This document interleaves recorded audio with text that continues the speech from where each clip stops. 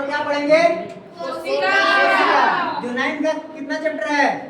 9th के science का, science में बायोलॉजी का फर्स्ट चैप्टर है। अगर साइंस को देखोगे तो पहला चैप्टर क्या है?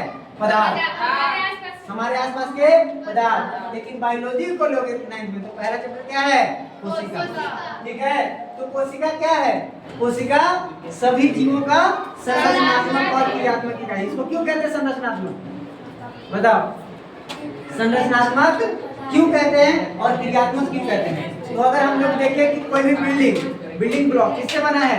एक ईंट से मिलकर बना है। उसी प्रकार हमारा शरीर, यानी किसी भी शरीर, दुनिया में कोई भी जीव का शरीर किससे बना है? कोशिका से बना है। ये कोई जरूरी नहीं केवल हम लोग का नहीं, सारे दुनिया में जितना भी जीव है सबका शरीर किससे बना है? कोशिका से मिलकर बना है। तो जैसे बिल्डिंग एक ईंट से मिलकर बना होता है, उसी प्रकार हमारा शरीर भी या फिर किसी भी जीव का शरीर किससे बना होता है? कोशिका से बना होता है। इसीलिए कोशिका को जीवन का मूलभूत इकाई भी कहा जाता है। समझ गया? अब संरचनात्मक का मतलब ये हुआ कि करोड़ों यानी अरबों कोशिका से मिलकर हमारा बॉडी का संरचना हुआ है। और क्रियात्मक मतलब, और यही पूरा करोड़ों अरबों कोशिका मिलकर काम करती है, यानी पूरा फंक्शन करती है। जितना भी हमारा बॉडी का फंक्शन है, कार्य है, सब कहाँ होता है? कोशिका में होता है ना। जैसे डाइजेशन होता है तो डाइजेशन के बाद क्या होता है? ऊर्जा बनता है, एनर्जी कौन बनाता है? हमारा कोशिका। प्रोटीन बनाता है, हमारे शरीर को प्रोटीन चाहिए, प्रोटीन कौन बनाता है? कोशिका, है ना। लिपिड चाहिए, यही बनाता है। वसा, यही बनाता है ना। या फिर हमारे शरीर को, कोशिका को क्या करना रहता है? कब सेल को डिवीजन करना है, कब नहीं करना है, ये भी कौन डिसीजन करता है? कोशिका। तो इसीलिए कोशिका को क्या कहा जाता है? सभी जीवों का संरचनात्मक एवं क्रियात्मक इकाई है ना। अब डिस्कवरी रिलेटेड टू सेल पे आते हैं, मतलब कोशिका का खोज कैसे हुआ? तो कोशिका का खोज कैसे हुआ? कौन किया था? रॉबर्ट हुक किया था 1665 में। वो कोशिका डेड सेल था। डेड सेल मतलब मृत कोशिका था। समझ में आ रहा है क्या? Yes sir. अब देखो, अब किस कोशिका कह रहा? कॉर्क कोशिका। कौन सा? जब उन्होंने माइक्रोस्कोप में देखा छल्ला का, तो देखा कि मधुमक्खी के छत्ता जैसा आ रहा है, दिख रहा है। मधुमक्खी के छत्ता में ऐसे ऐसे घर होते हैं, ऐसा होता है। Yes sir. देखो अगर मधुमक्खी के छत्ता में ध्यान से देखोगे तो ऐसा होता है। तो उसको लैटिन में सेलुला कहा जाता है। क्या कहा जाता है? सेलुला का मतलब होता है छोटा कमरा। तो छोटा कमरा का जब बड़े बड़े जब ऑफिस में देखोगे ना, तो रूम नहीं लिखा रहता है। जैसे मान लो ये प्लेसमेंट का रूम है, तो उसको दे दिया जाता है नाम प्लेसमेंट सेल। क्या दे दिया जाता है? यानी बड़ा जब तुम ऑफिस में जाओगे तो वहाँ पे रूम नहीं बोलते हैं, क्या बोलते हैं? ऑफिस को सेल बोला जाता है। क्या बोला? और सेल का मतलब कमरा होता है ना। अब कोशिका का खोज, तो डेड सेल का तो कौन खोज कर दिया था पहले ही? अब आएगा कि जीवित कोशिका का खोज किसने किया? तो जीवित कोशिका एंटोन वॉन लीवेनहॉफ। वो कोशिका लिविंग सेल था। लिविंग मतलब जीवित, लेकिन वो जीवित कोशिका था किसका? तो किसका था? जीवाणु का।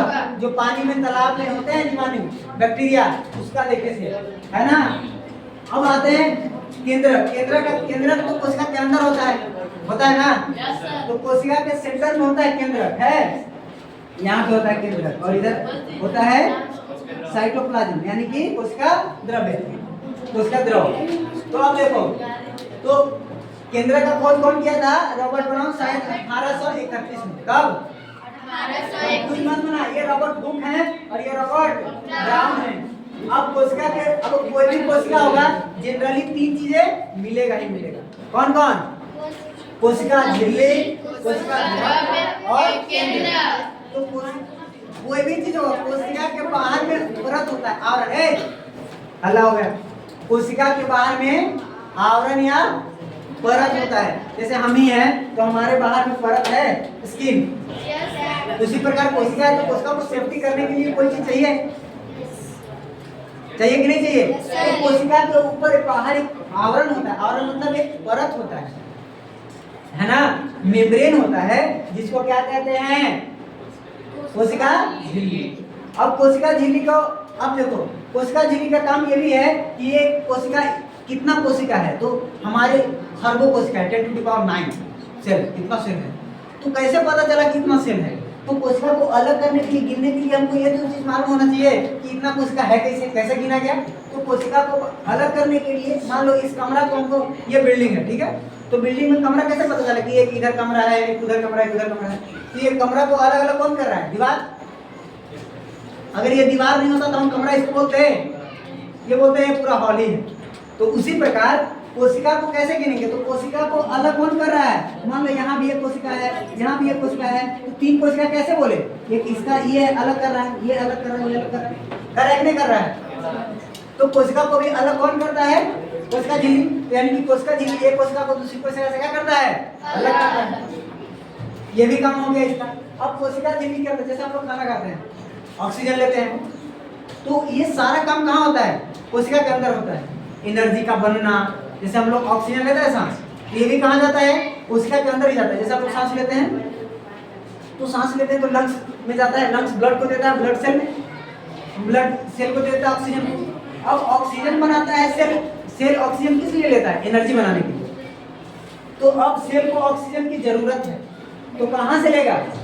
अरे ये सेल मेम्ब्रेन से लेगा, यानी कि कोशिका झिल्ली से। यानी कि जरूरत है, यानी कि ऐच्छिक पदार्थ है, इसको जरूरत है, यानी कि ऐच्छिक पदार्थ है जी, यानी कि जरूरत की पदार्थ है, तो इसको अंदर आने देगा। किससे? किसके द्वारा? कोशिका झिल्ली के द्वारा। तो इससे हम कह सकते हैं कि कोशिका झिल्ली ऐच्छिक पदार्थों, यानी कि जो जरूरत की चीज है उसको अंदर आने देती है, और जो जरूरत नहीं होगा उसको बाहर निकाल देगा। तो जब उसी प्रकार हम समझे रियल लाइफ में, तो हम लोग ऑक्सीजन लेते हैं, जब ऑक्सीजन लेते हैं तो कहाँ जाता है? लंग्स में, फेफड़ा में, फेफड़ा ब्लड के थ्रू भेज देता है सेल को। अब वहाँ पे ऑक्सीजन का जरूरत होता है। और हम लोग जो खाना खाते हैं तो डाइजेशन होता है, डाइजेशन होकर वो डाइजेस्टिव जूस बनता है और कहाँ चला जाता है? ब्लड में। और ब्लड एक कोशिका है, अब वो कोशिका में चला जाता है। अब इन दोनों के रिएक्शन से एनर्जी बनता है। तो जाहिर सी बात है एनर्जी हमारा बॉडी बना नहीं सकता। बॉडी में कौन बनाएगा? सेल बनाएगा। और सेल में कौन बनाएगा? माइटोकॉन्ड्रिया बनाएगा। तो माइटोकॉन्ड्रिया बनाएगा तो एनर्जी बनाने के लिए उसको क्या चाहिए? ग्लूकोज चाहिए और ऑक्सीजन चाहिए। तो ग्लूकोज और ऑक्सीजन लोग बाहर से लेते हैं। तो जब ग्लूकोज और ऑक्सीजन को ले लेते हैं तो दोनों का रिएक्शन होता है, एनर्जी बनता है, जिसको एटीपी बोलते हैं। और जाहिर बात है कोई भी चीज बनाओगे तो वेस्ट प्रोडक्ट निकलेगा ही निकलेगा। अगर तुम चावल दाल सब्जी बनाते हो तो दाल में भी, चावल सब्जी में भी, और भी चीजें क्या होता है? वेस्ट हो जाता है। जैसे उसका ऊपर वाला छिलका उसको बाहर फेंक देते हैं, फेंकते हैं। जैसे आलू को ही ले लो, तो आलू बना के सब्जी बनाओगे तो उसका वेस्ट निकलेगा ना। इसी प्रकार उसमें भी वेस्ट कार्बन डाइऑक्साइड निकलता है जो हम लोग छोड़ते हैं। तो अब सेल को कार्बन डाइऑक्साइड की जरूरत है। जब ग्लूकोज यानी ग्लूकोज और ऑक्सीजन की सहायता से एनर्जी एटीपी बनाया तो उसको क्या होता है? उसको में क्या बनता है? वेस्ट प्रोडक्ट कार्बन डाइऑक्साइड और H2O भी बनता है जो वेस्ट ही होता है।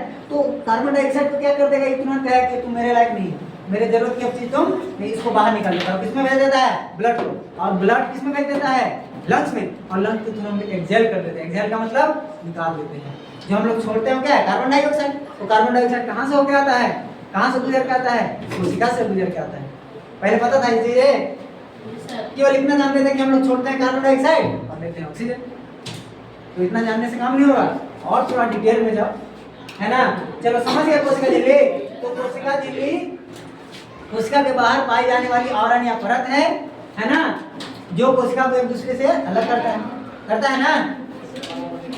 कोशिका झिल्ली, अब कोई पूछेगा कोशिका झिल्ली किस केमिकल से बना होता है, किस रसायन से बना होता है? तो लिपिड और प्रोटीन, अगर दोनों को मिला देंगे तो 11th में जाओगे तो लाइपोप्रोटीन कहा जाता है। क्या कहा जाता है? लाइपो। और ऑड एलिमेंट में जाओगे तो फॉस्फोलिपिड का बना होता है। किसका बना होता है? फॉस्फोलिपिड का बना होता है। ठीक है, आया समझ में? चलो, और ये आवागमन को नियंत्रण, ये तो बता ही दिए कि कोशिका के अंदर कौन पदार्थ को अंदर आना है, किसको बाहर जाना है, ये कौन नियंत्रण करेगा? कोशिका। अब दूसरा आते हैं। दूसरा क्या है हमारा? कोशिका द्रव्य। कोशिका द्रव्य जेली जैसा पदार्थ होता है, ना ज्यादा गाढ़ा और ना ज्यादा पानी जैसा। सेमी सॉलिड बोलते हैं इसको, क्या बोलते हैं? Semi solid. ना ज्यादा गाढ़ा और ना ज्यादा, जैसे दही देख रहे हो, दही ना ज्यादा गाढ़ा होता है ना ज्यादा पानी जैसा होता है, सेमी सॉलिड होता है। तो अरे समझ में आ रहा है?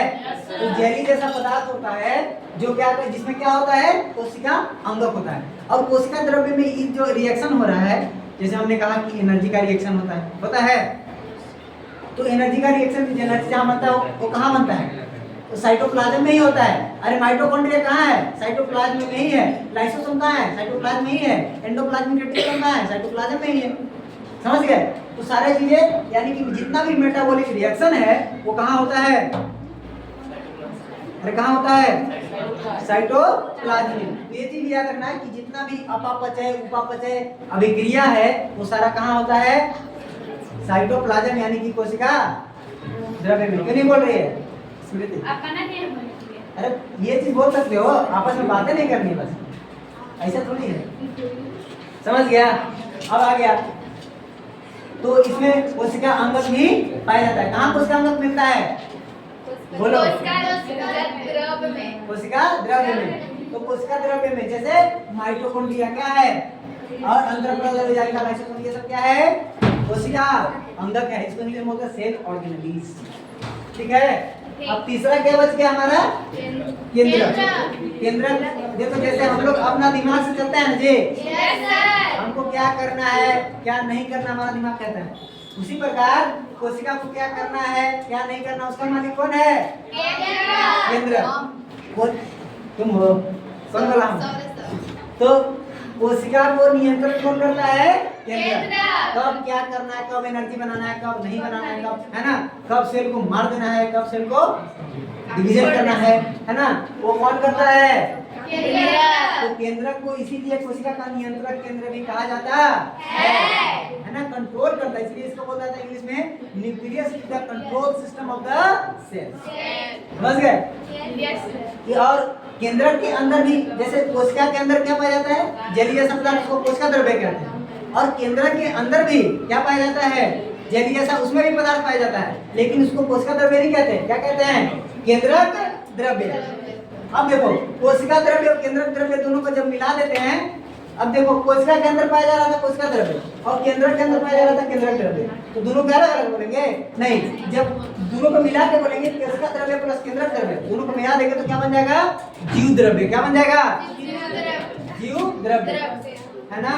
तो सेल के अंदर कोशिका द्रव्य यानी कि कोशिका द्रव्य है प्लस केंद्रक द्रव्य बराबर जीव द्रव्य, यानी कि cytoplasm plus nucleoplasm are called जीव द्रव्य। उसको इंग्लिश में क्या बोलते हैं? प्रोटोप्लाज्म। क्या बोलते हैं? प्रोटोप्लाज्म। तो बताओ केंद्रक के अंदर क्या पाया जाता है? गुणसूत्र यानी क्रोमोसोम पाए जाते हैं। समझ में आया? हम लोग में कितने क्रोमोसोम पाए जाते हैं? 23 जोड़ा, यानी 23 जोड़े यानी कि 46, है ना, और जोड़ा में 23, है ना। अब केंद्र, अब जीन क्या होता है? जीन एक जीन फिर हल्ला करने लगे। जीन क्या होता है? क्या बोले? आज रुको 2 मिनट, 45 होने वाला है। ज्यादा हो गया। अब देखो जीन क्या होता है? तो जीन आनुवंशिक, जीन में ही आनुवंशिक गुण होता है। क्या होता है? अब ये आनुवंशिक गुण क्या होता है समझो। तो जीन के अंदर होता है इनहेरिटेड कैरेक्टर बोलते हैं इंग्लिश में, कि तुम्हारा बालों का रंग कैसा होगा, तुम्हारा नाक टेढ़ा होगा कि सीधा होगा, तुम्हारा कान कैसा होगा, तुम्हारा चेहरा कैसा होगा। तो किसी को देखे होंगे कि उसका चेहरा पिताजी से मिलता है, उसका चेहरा माताजी से मिलता है ना, ऐसा होता है नहीं होता है? अगर पिताजी काले तो उसका बाल बच्चे यानी कि जो सिबलिंग है उनके भाई बहन है वो लोग भी वैसा ही है ना। तो ऐसा होता है नहीं होता है? तो यानी कि माता पिता का जो इनहेरिटेड कैरेक्टर है वो हम लोग में ट्रांसफर होता है कि नहीं होता? ट्रांसफर पूरा तो नहीं होता है लेकिन होता है। अब ऐसा तो नहीं डिट्टो बन जाएगा, लेकिन हल्का होता है। अगर माता पिता लंबा तो उनका बच्चा भी लंबा। तो ये किसमें इंफॉर्मेशन होता है? जीन में होता है। किसमें होता है? अरे कहाँ होता है? जीन में यानी डीएनए में। किसमें? डीएनए। और केंद्र के अंदर पाए जाने वाले द्रव्य को बता ही दिए, न्यूक्लियोप्लाज्म। ठीक है, अब मिले कल।